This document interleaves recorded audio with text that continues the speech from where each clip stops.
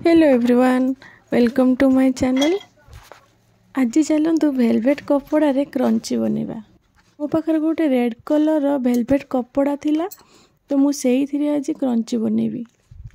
मु कपड़ाटा मोर लटकन बनैया पे आनी मोर बाकी एतिकी कपड़ा रही जाइतिला, सेही थिरे मु क्रंची बनौची। मु एठी गोटे मीडियम साइज रे क्रंची बनौची। आपण माने चाहिले डिफरेंट साइज रो बनै परिबे। एठी मु मेसिन रे क्रंची बनौची। आपण माने जदि छुंची सूतारे केमिति क्रंची बना हुए जानिबा को चाहउचंती तो मते कमेंट करंतु।